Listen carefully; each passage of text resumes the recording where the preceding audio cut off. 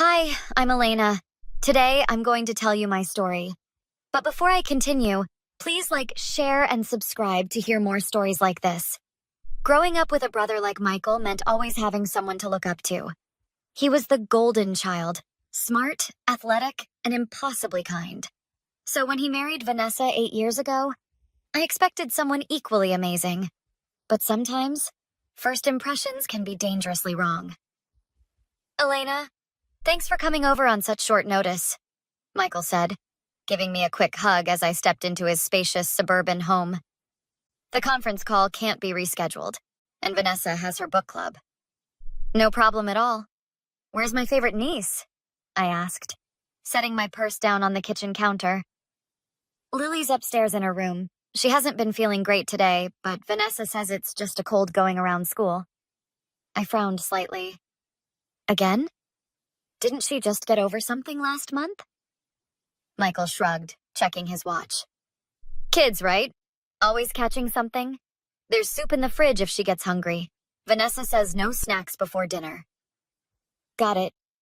Go crush your meeting. I've got this. After Michael left, I headed upstairs to check on Lily. At 7 years old, she was usually a bundle of energy, but lately, something seemed off. I knocked gently on her door. Aunt Elena? Came a weak voice. I stepped inside to find Lily curled up in bed, her face pale and her normally bright eyes dull. Hey, sweetie, your dad said you're not feeling too good. My tummy hurts again, she whispered. And I'm really tired. I sat beside her, brushing her hair back to feel her forehead. She was warm, not alarmingly so, but enough to notice. Have you told your mom about your tummy hurting? Lily nodded, looking down at her stuffed rabbit. She says I'm just being dramatic, that I need to toughen up. A chill ran down my spine. Does your tummy hurt a lot, Lily? More than just sometimes? Almost every day after lunch, and sometimes I get really dizzy at school. I tried to keep my expression neutral. What do you usually have for lunch? Mom makes me special sandwiches. She says they're healthy and will help me grow stronger. And when did this all start? After my birthday party, remember? When I got sick from too much cake? I remembered. 4 months ago. But no one gets sick from cake for 4 months. Lily, would you show me where it hurts the most? She pointed to the lower right side of her abdomen, not where a stomachache typically manifests. Does it hurt when I press here? I asked, gently touching the spot. She winced. Ow, yes. How about when I press here? I moved my hand to another area. Not as much.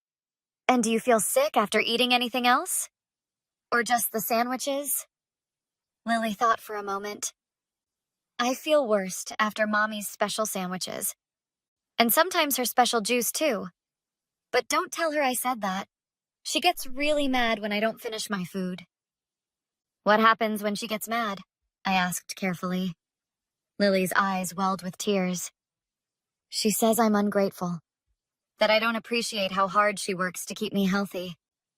Sometimes she makes me sit at the table until I finish everything, even if it takes hours. I squeezed her hand gently. You're not in any trouble, Lily, I promise. Does your dad know about this? Daddy works a lot, and Mommy says he doesn't understand what's best for me, so we don't need to bother him with silly stuff. My nursing training kicked in. This wasn't right. Lily, can I look in your backpack? I want to check something. She nodded, and I retrieved her pink backpack from beside her desk. Inside, I found her lunchbox and opened it. The sandwich inside looked normal enough, but there was an odd smell. I wrapped it in a tissue and tucked it into my pocket. Aunt Elena, am I in trouble? Lily asked, her voice small. Absolutely not, sweetie. I just want to make sure you feel better.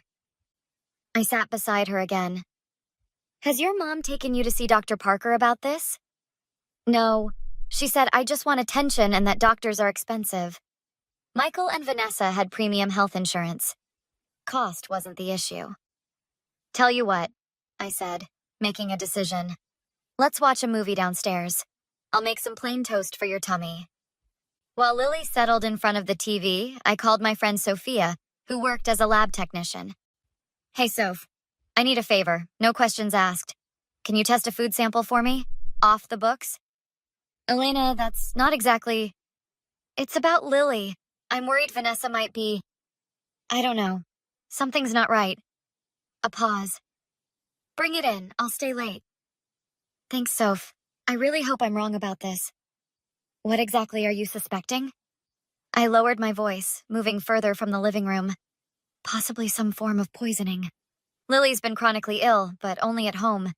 Mainly after eating food Vanessa prepares specially for her. Jesus, Elena, that's a serious accusation.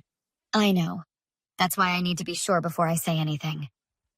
After dropping off the sandwich at the hospital where Sophia worked, I returned to find Lily had fallen asleep on the couch. My phone rang. It was Vanessa. Is Lily behaving? She asked without greeting. She's asleep. She's not feeling well, Vanessa. I think she should see a doctor. Vanessa's voice turned icy. Don't start with that again. She's fine. She just likes the attention you give her when she acts sick. She has abdominal pain and fatigue. That's not... I'm her mother, Elena. Not you. Never you. Stay in your lane. Vanessa, I'm just concerned. Concerned? Please. You've always been jealous that Michael chose me, that we have a family and you don't. Don't use my daughter as a substitute for the children you can't have. That stung. My struggles with infertility weren't something I discussed openly, but Vanessa had always used them as ammunition. This isn't about me, I said firmly. It's about Lily's health. Don't test me, Elena. I decide what's best for my daughter. Not you. The call ended abruptly. I looked at Lily's sleeping form and made another decision. The next day, while Michael was at work and Vanessa was at her yoga class, which I'd long suspected was actually meeting her personal trainer for more than exercise, I picked Lily up from school. Aunt Elena? What are you doing here? Lily asked, confused but happy to see me. We're going on a little adventure, sweetie. Your mom knows. The lie felt justified. Where are we going? To see a friend of mine who's a doctor, just to check on that tummy of yours. But Mommy says doctors give needles and they hurt. Sometimes doctors need to use needles, but only to help you feel better. And Dr. Martinez is super gentle, I promise. Lily considered this. Will you hold my hand if I need a needle? The whole time, I promised. Dr. Martinez was an old college friend who now specialized in pediatrics. He agreed to see Lily as a favor to me. So, Lily, he said warmly, your aunt tells me your tummy's been bothering you. Can you tell me more about that? As Lily described her symptoms, Dr. Martinez's expression grew increasingly concerned. He performed a gentle examination, then stepped outside with me. Elena, how long has this been going on? 4 months, apparently. Her mother hasn't brought her in. His face hardened. I want to run some tests. Blood work, specifically. Do you have a suspicion? Several, none of them good. Her symptoms are consistent with slow poisoning, among other possibilities. While we waited for the results, my phone exploded with texts from Vanessa. Vanessa, where is Lily? Vanessa, answer me now. Vanessa, I swear to God. Elena, Vanessa, I'm calling the police. I replied simply, she's safe. We're getting her the medical attention she needs. The response came instantly. You have no right. I'm her mother. Being a mother isn't just biology, I typed back. It's protecting your child, not hurting them. Vanessa, you're dead to me. Michael will never forgive you for this. Dr. Martinez returned with a folder, his face ashen. Elena, can I speak with you privately? In his office, he laid it out plainly. Lily's showing clear signs of arsenic poisoning. Low-level chronic exposure. It's not immediately life-threatening, but continued exposure could cause permanent damage. My heart stopped. Arsenic? Yes, and there's something else. I received a call from the lab at Memorial Hospital. A colleague of yours, Sophia? She found traces of the same substance in a food sample you provided. The sandwich. Vanessa's special sandwiches. I'm legally obligated to report this, he continued gravely. Child Protective Services will be involved. And the police? I nodded, numb. Her father? My brother? He has no idea. Call him, Now.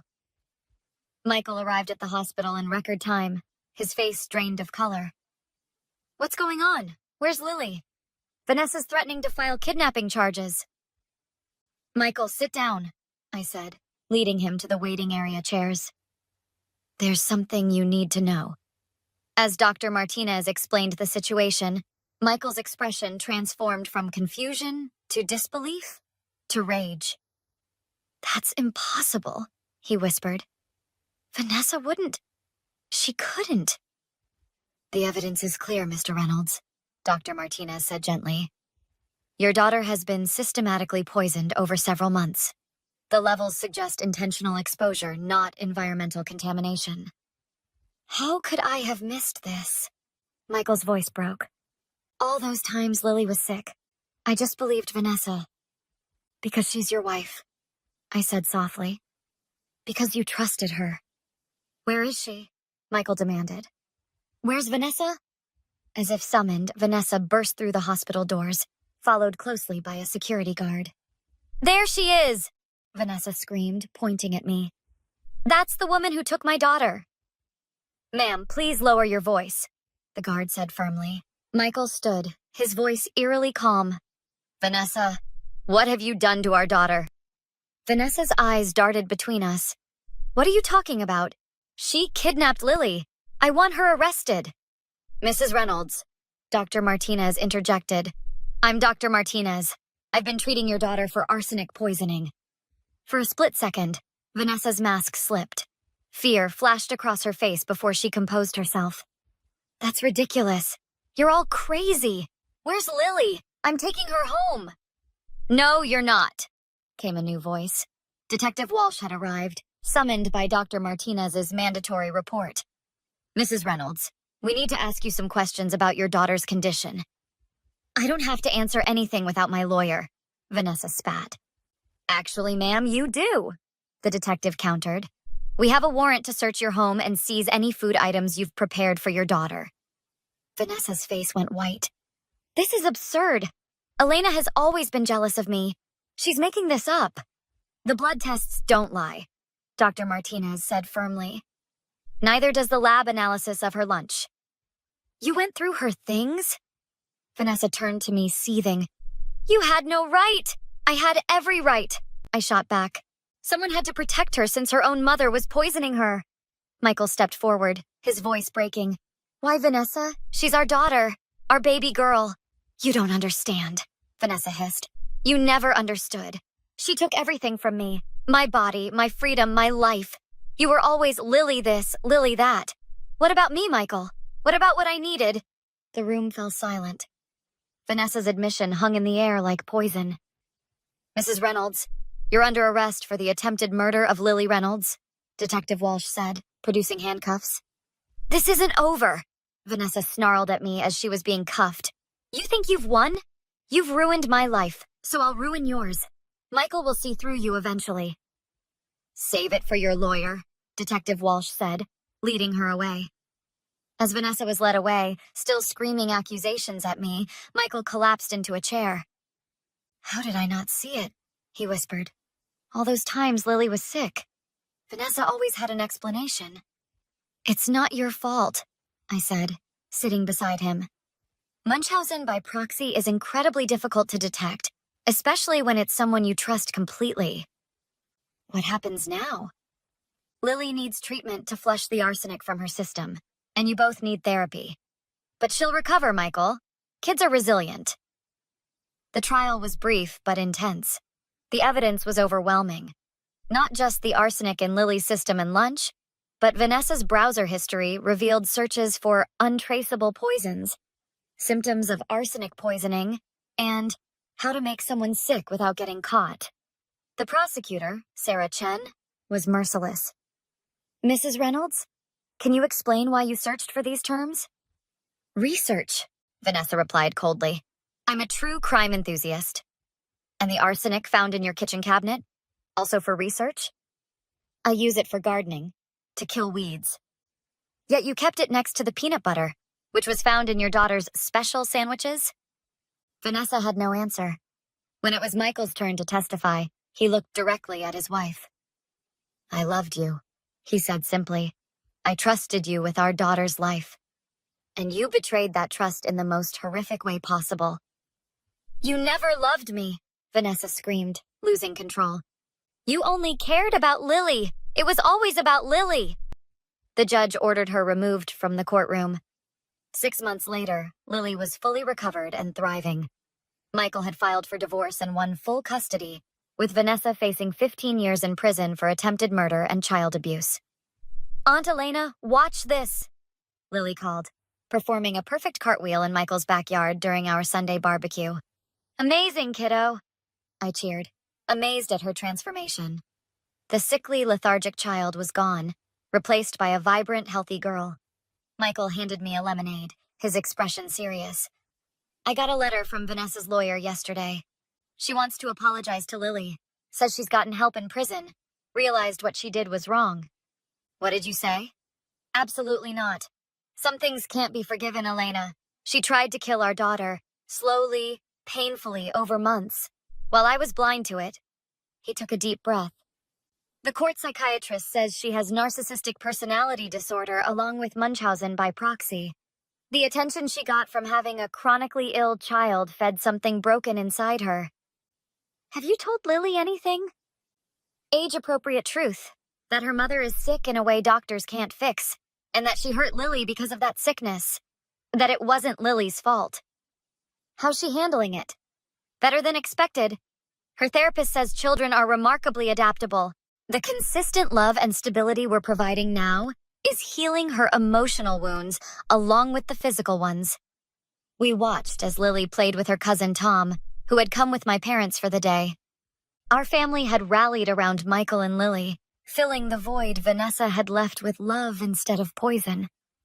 You saved her life, you know, Michael said quietly. If you hadn't trusted your instincts, if you hadn't gone behind Vanessa's back. That's what family does, I replied simply. We protect each other. I just keep thinking about all the signs I missed, Michael confessed. The way Vanessa would insist on preparing Lily's food herself. How she'd get angry if anyone else tried to feed her. How she always seemed almost excited when Lily got sick, like she was enjoying the drama. That's the nature of Munchausen by proxy, I explained. The perpetrator craves the attention and sympathy that comes with having a sick child. They become the heroic, devoted parent in everyone's eyes. Except yours. You saw through it. I had the advantage of medical training and distance. When you're in it every day, the pattern is harder to see. Last week, I received a letter from Vanessa, smuggled out through another inmate. It was full of vitriol and threats. Promises that she'd get out someday, that she'd make me pay for stealing her family. I burned it without showing Michael. Some toxins are best neutralized with fire. As the sun set on another healing day, I watched Lily laugh, really laugh, for the first time in ages. Sometimes the most toxic people wear the most convincing masks, and sometimes saving someone means being willing to be the bad guy in someone else's story. I'd do it again in a heartbeat. So here's my question for you. If you suspected someone was hurting a child in your family, would you risk everything? Relationships, reputation, maybe even legal trouble to protect that child? Or would you mind your own business and hope someone else would step up?